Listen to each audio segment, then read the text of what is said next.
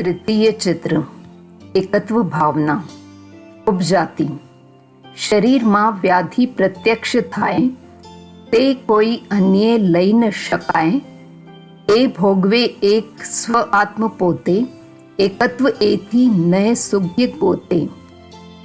विशेषार्थ शरीर में प्रत्यक्ष दिखने वाले रोग आदि जो उपद्रव होते हैं वे स्नेही कुटुंबी पत्नी या पुत्र किसी से लिए नहीं जा सकते।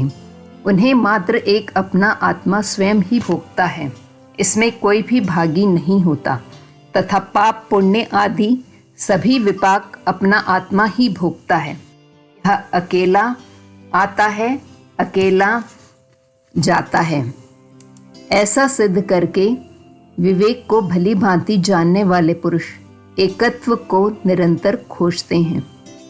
नमी राजर्षि और शकेंद्र का संवाद। दृष्टांत।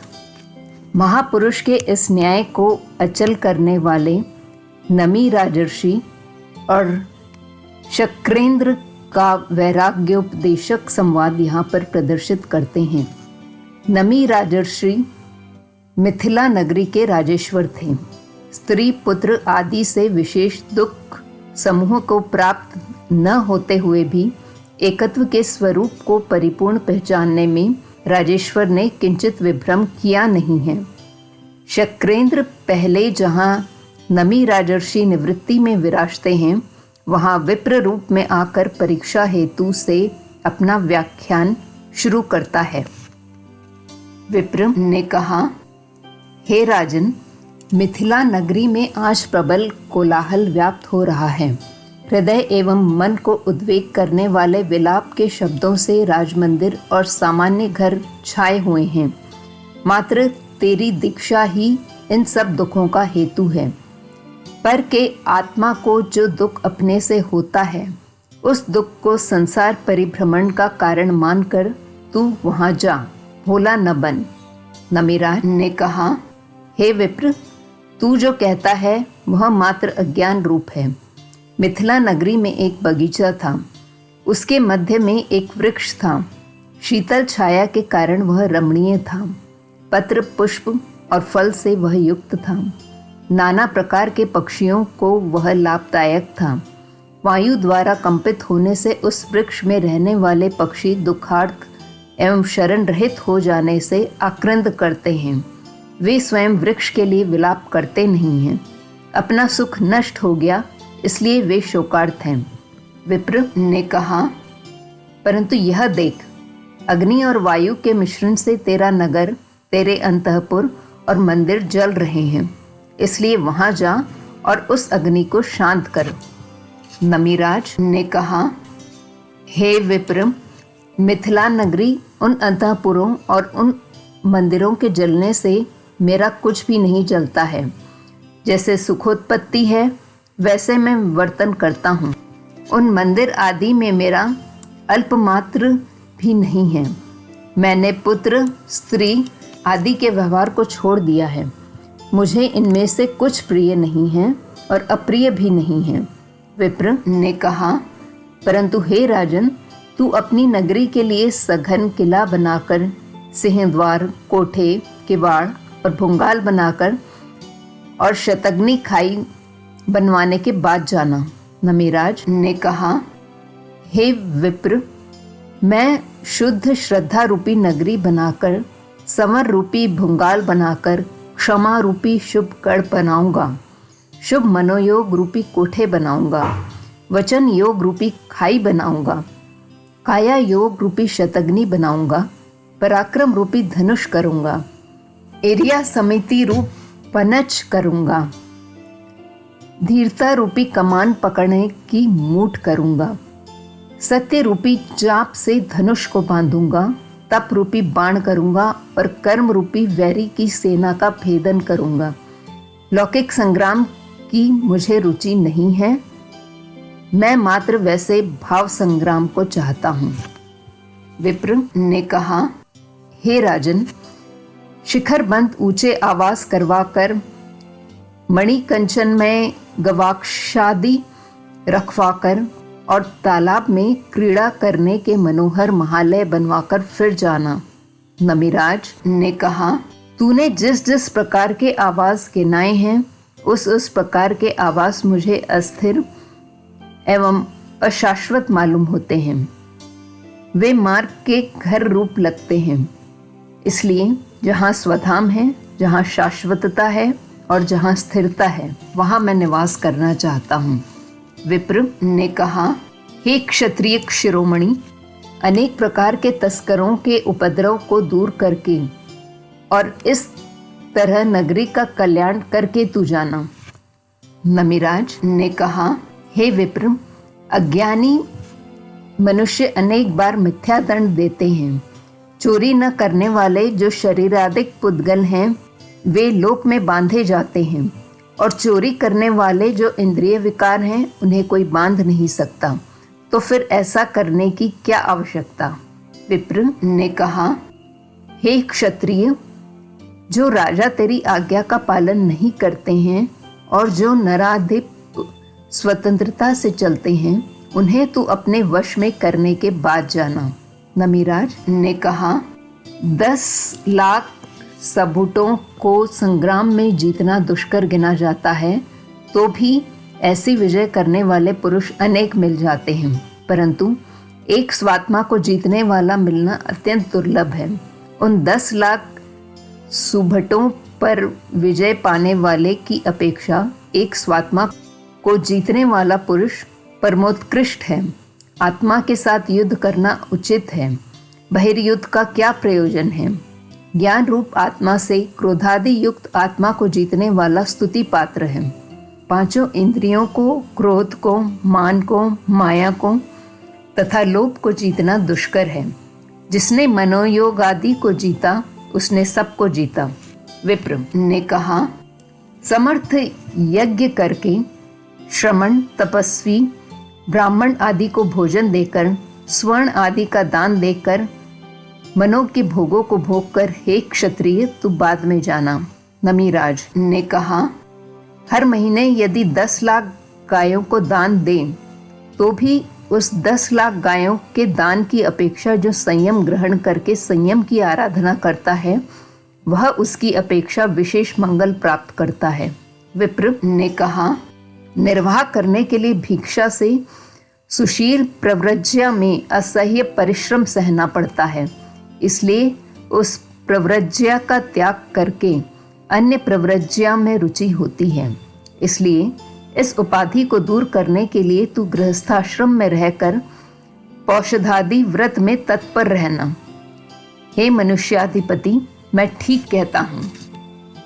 नमिराज ने कहा, हे विप्र, बाल अविवेकी चाहे जैसा उग्र तप करे, परंतु वह सम्यक शुद्ध धर्म और चारित्र धर्म के तुल्य नहीं हो सकता।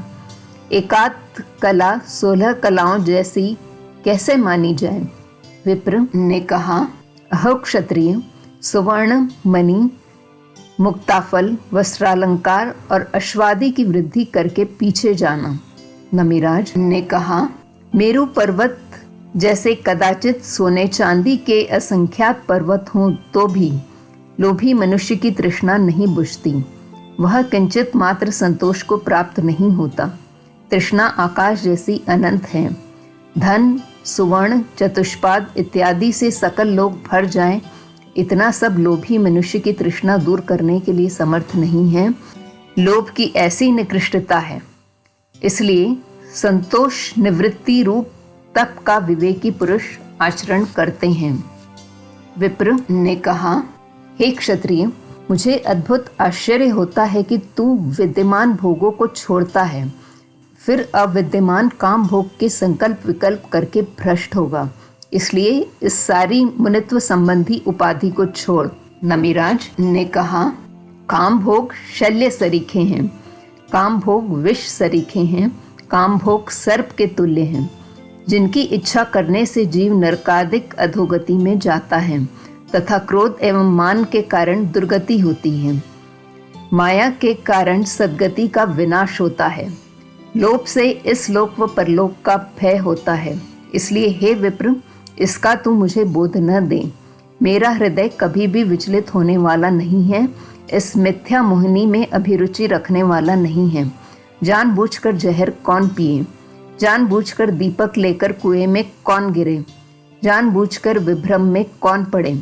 मैं अपने अमृत जैसे वैराग्य के मधुर रस को अप्रिय करके इस विष को प्रिय करने के लिए मिथिला में आने वाला नहीं हूँ।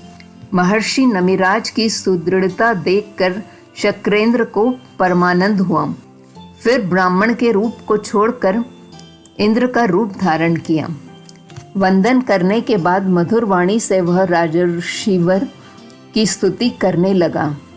हे महायशस्विन, बड़ा आश्चर्य है कि तूने क्रोध को जीता। आश्चर्य, तूने अहंकार का पराजय किया। आश्चर्य, तूने माया को दूर किया। आश्चर्य, तूने लोभ को वश में किया। आश्चर्य, तेरी सरलता। आश्चर्य, तेरा निर्ममत्व। आश्चर्य, तेरी प्रधान क्षमा। आश्चर्य, तेरी निर्लोभता। हे पूज्य, तू इस भव में उत्तम है और परभव में उत्तम होगा। तू कर्म रहित होकर प्रधान सिद्ध गति में जाएगा। इस प्रकार स्तुति करते करते, प्रदक्षिणा देते देते श्रद्धा भक्ति से उस ऋषि के पादाम्बुज को वंदन किया। तदनंतर वह सुंदर मुकुट वाला शक्रेंद्र आकाश मार्ग से चला गया। प्रमाण शिक्षा। विप्र रूप में नमिराज के वैराग्य को परखने में इंद्र ने क्या न्यूनता की है? कुछ भी नहीं की। संसार की जो जो लोलुपताएं मनुष्य को विचलित करने वाली है, उन लोलुपताओं संबंधी महागौरव से प्रश्न करने में उस पुरंदर ने निर्मल भाव से स्तुति पात्र चातुर्य चलाया है। फिर भी निरीक्षण तो यह करना है कि नमिराज सर्वथा कंचनमय रहे हैं। शुद्ध एवं अखंड वैराग्य के वेग में अपने बहने को उन्होंने उत्तर में प्रदर्शित किया है। हे विप्र, तू जिन जिन वस्तुओं को मेरी कहलवाता है वे वस्तुएं मेरी नहीं हैं।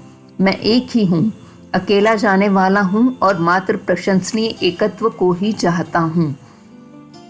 ऐसे रहस्य में नमिराज अपने उत्तर और वैराग्य को दृढ़ीभूत करते गए हैं। ऐसी परम प्रमाण शिक्षा से भरा हुआ उन महर्षि का चरित्र है। दोनों महात्माओं का पारस्परिक संवाद शुद्ध एकत्व को सिद्ध करने के लिए तथा अन्य वस्तुओं का त्याग करने के उपदेश के लिए यहाँ दर्शित किया गया है। इसे भी विशेष दृढ़ीभूत करने के लिए नमिराज ने एकत्व कैसे प्राप्त किया, इस विषय में नमिराज के एकत्व संबंध को किंचित मात्र प्रस्तुत करते हैं। नमि राजर्षि का दृष्टांत। वे विदेह देश जैसे महान राज्य के अधिपति थे। अनेक यौवनवती मनोहारिणी स्त्रियों के समुदाय से घिरे हुए थे। दर्शन मोहनी का उदय न होने पर भी वे संसार लुब्ध रूप दिखाई देते थे। किसी समय उनके शरीर में दाहज्वर नाम के रोग की उत्पत्ति हुई। सारा शरीर मानो प्रज्वलित हो जाता हो, ऐसी जलन व्याप्त हो गई। रोम रोम में सहस्त्र बिच्छुओं की दंश वेदना के समान दुख उत्पन्न हो गया। वैद्य विद्या में प्रवीण पुरुषों के औषधोपचार का अनेक प्रकार से सेवन किया, परंतु वह सब वृथा गया। लेश मात्र भी वह व्याधि कम न होकर अधिक होती गई। औषध मात्र दाहज्वर के हितैषी होते गए। कोई औषध ऐसा न मिला कि जिसे दाहज्वर से किंचित भी द्वेष हो। निपुण वैद्य हताश हो गए और राजेश्वर भी उस महाव्याधि से तंग आ गए। उसे दूर करने वाले पुरुष की खोज चारों तरफ चलती थी। एक महाकुशल वैद्य मिला। उसने मलयगिरी चंदन का विलेपन करने का सूचन किया। मनोरमा रानियां चंदन घिसने में लग गईं। चंदन घिसने में प्रत्येक रानी के हाथों में पहने हुए कंकणों का समुदाय खलबलाहट करने लग गया। मिथिलेश के अंग में एक दाहज्वर की असह्य वेदना तो थी ही, और दूसरी उन कंकणाओं के कोलाहल से उत्पन्न हुई। वे खलबलाहट सहन नहीं कर सके, इसलिए उन्होंने रानियों को आज्ञा की, तुम चंदन ना घिसो, क्यों खलबलाहट करती हो? मुझसे यह खलबलाहट सहन नहीं हो सकती। एक तो मैं वह व्याधि से ग्रस्त हूँ और यह दूसरा व्याधि तुल्य कोलाहल होता है, सो असह्य है। सभी रानियों ने मंगल के तौर पर एक एक कंकण रखकर कंकण समुदाय का त्याग कर दिया, जिससे वह खलबलाहट शांत हो गई। नमिराज ने रानियों से कहा, तुमने क्या चंदन घिसना बंद कर दिया? रानियों ने बताया, नहीं, मात्र कोलाहल शांत करने के लिए एक एक कंकण रख के दूसरे कंकणों का परित्याग करके हम चंदन घिसती हैं। कंकण के समूहों को अब हमने हाथ में नहीं रखा है, इससे खलबलाहट नहीं होती। रानियों के इतने वचन सुनते ही नमिराज के रोम रोम में एकत्व स्फुरित हुआ, व्याप्त हो गया और ममत्व दूर हो गया। सचमुच बहुतों के मिलने से बहुत उपाधि होती है। अब देख, इस एक कंकण से लेश मात्र भी खलबलाहट नहीं होती। कंकण के समूह के कारण सिर चकरा देने वाली खलबलाहट होती थी। अहो चेतन, तू मान की एकत्व में ही तेरी सिद्धि है। अधिक मिलने से अधिक उपाधि है। संसार में अनंत आत्माओं के संबंध से तुझे उपाधि भोगने की क्या आवश्यकता है? उसका त्याग कर और एकत्व में प्रवेश कर। देख, यह एक कंकण अब खलबलाहट के बिना कैसी उत्तम शांति में रम रहा है। जब अनेक थे तब यह कैसी अशांति भोगता था। इसी तरह तू भी कंकण रूप है। इस कंकण की भांति तू जब तक स्नेही कुटुंबी रूपी कंकण समुदाय में पड़ा रहेगा, तब तक भव रूपी खलबलाहट का सेवन करना पड़ेगा।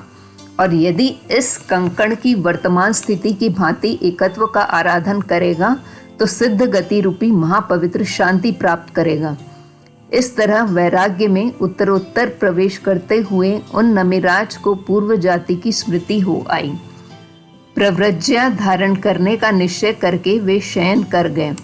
प्रभात में मांगल्य रूप बाजों की ध्वनि गूंज उठी। दाह ज्वर से मुक्त हुए। एकत्व का परिपूर्ण सेवन करने वाले उन श्रीमान नमिराज ऋषि को अभिवंदन हो। शार्दुल विक्रीडित। रानी सर्वमणि सुचंदन घसी, ने चर्चवामाम हति, पूज्यो त्यांग ककड़ाट कंकण तणो, श्रोति नमी भूपति।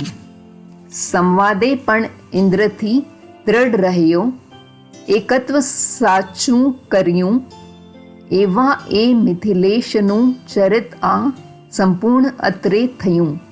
विशेषांत, रानियों का समुदाय चंदन घिसकर विलेपन करने में लगा हुआ था। उस समय कंकण की खलबलाहट को सुनकर नमिराज प्रतिबुद्ध हुए। वे इंद्र के साथ संवाद में भी अचल रहे और उन्होंने एकत्व को सिद्ध किया। ऐसे उन मुक्ति साधक महावैरागी का चरित्र भावनाबोध ग्रंथ के तृतीय चित्र में पूर्ण हुआ।